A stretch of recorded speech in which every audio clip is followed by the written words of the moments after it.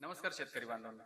शेतकऱ्यासाठी एक आनंदाची बातमी अशी आहे की मित्रांनो, गेल्या 10 ते 12 वर्षांपासून प्रत्येक शेतकरी हा आपल्या कर्जमाफीसाठी प्रतीक्षेत आहे. मित्रांनो, आता सध्या 1-2 तारखेलाच एक महत्त्वपूर्ण बातमी आली आहे. ती बातमी काय आहे आपण जाणून घेण्याचा प्रयत्न करूया. मित्रांनो, आपल्या युट्यूब चॅनल जर आपण नवीन आला असेल तर आमच्या चॅनलला सबस्क्राईब करून ठेवा, जेणेकरून अशी माहितीपूर्ण व्हिडिओ आपल्यापर्यंत वेळेत पोहोचतील आणि याची आपल्याला नक्कीच माहिती होईल. मित्रांनो, 2 फेब्रुवारी रोजी नांदेड जिल्ह्यातील जिल्हाधिकारी राहुल कर्डेल साहेब यांनी आपल्या तालुक्यातील प्रत्येक तहसीलदार साहेबांना एक असे आदेश दिलेले आहे की भूविकास बँकेअंतर्गत ज्या ज्या शेतकऱ्यांचे अद्यापही कर्ज माफ झालेले नाही, अशा सर्व शेतकऱ्यांचे कर्ज लवकरात लवकर माफ करून त्यांचा उतारा हा कोरा करावा, असे आदेश त्यांनी दिलेले आहे. मित्रांनो, आता हे आदेश फक्त नांदेड जिल्ह्यापुरतेच मर्यादित आहे का?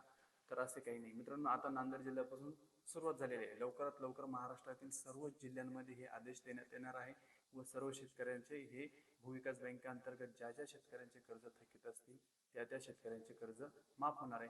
मित्रांनो, 2022 साली तत्कालीन अर्थमंत्री श्री अजितदादा पवार यांनी यावेळेसच भूविकास बँकेचे कर्जमाफीसाठी निधी मंजूर केला होता. परंतु निधी मंजूर होऊनही अशा शेतकऱ्यांचे कर्ज माफ झालेले नाही. काही कारणास्तव ते तसेच पेंडिंगमध्ये राहिलेले होते. परंतु आता हे निर्णय देण्यात आलेले आहे व येत्या जून महिन्याच्या आत सर्व शेतकऱ्यांचे उतारे हे कोरे होतील. मित्रांनो, हा निर्णय काय आहे मी तुम्हाला एकदा स्क्रीनवर दाखवतो. तुम्ही हा निर्णय वाचू शकता. तुम्ही बघू शकता मित्रांनो, जिल्हाधिकारी राहुल कर्डेले यांनी 2 फेब्रुवारी रोजी एक परिपत्रक काढून जिल्ह्यातील संबंधित सर्व तहसीलदार यांना तालुक्यातील एकूण 5106 थकबाकीदार शेतकऱ्यांची यादी देऊन सदर शेतकऱ्यांचा सातबारा उतारवरील भूविकास बँकेच्या उदाहरण भूविकास बँक व महाराष्ट्र राज्य सहकारी कृषी ग्रामीण विकास बँक मर्यादित मुंबई कर्ज बोजाची नोंद कमी करण्याचे निर्देश दिले. मित्रांनो, हा फक्त नांदेड जिल्ह्यापुरता मर्यादित आहे, परंतु महाराष्ट्रातील सर्व जिल्ह्यांबद्दल जशी जशी अपडेट येईल तशी आम्ही तुमच्यापर्यंत पोहोचवण्याचा नक्कीच प्रयत्न करू.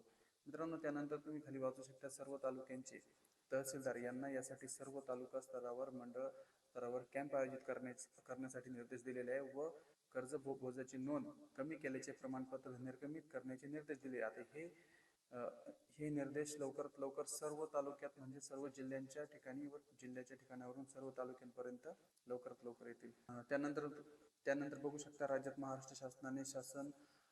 त्यानंतर महाराष्ट्र शासनाने 9 नोव्हेंबर 2022 अन्वये राज्यातील सर्व महाराष्ट्र राज्य सहकारी कृषी ग्रामीण बहुउद्देशीय विकास बँक मर्यादित व जिल्हा सहकारी कृषी ग्रामीण बहुउद्देशीय विकास बँकांचे कर्ज घेतलेल्या शेतकऱ्यांचे संपूर्ण कर्ज पूर्णतः माफ करण्याचे घोषित केले आहे. मित्रांनो, यामध्ये मर्यादा नाही आहे. जेवढं कर्ज शेतकऱ्यांवर असतील त्यातील संपूर्ण कर्ज माफ होणार आहे.